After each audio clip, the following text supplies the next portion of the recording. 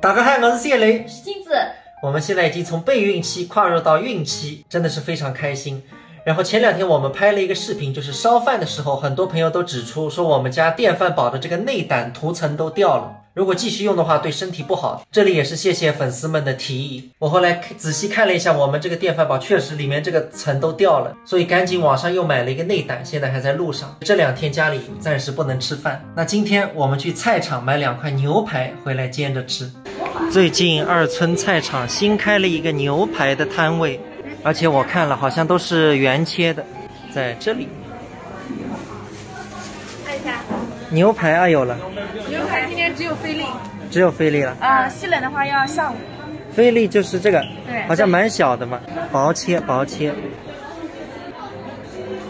2片原切的36块，价格不贵。先把西兰花浸一浸。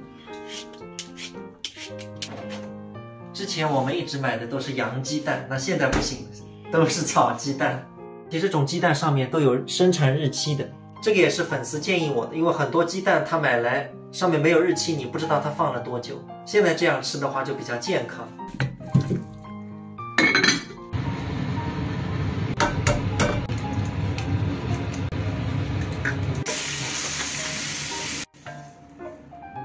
淋点油给牛排做个按摩，可惜没有橄榄油。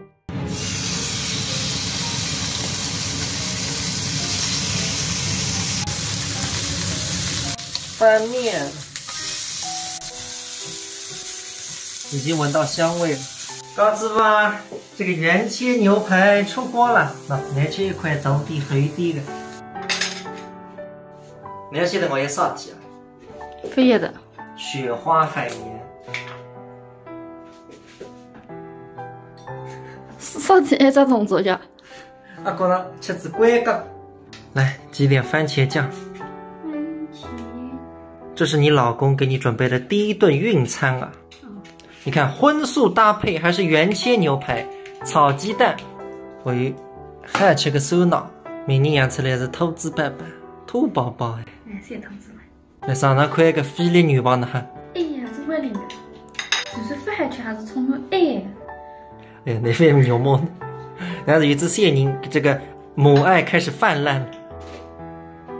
他懂。那么呢？能吗？不是夸我吧？那马上我来尝尝啊。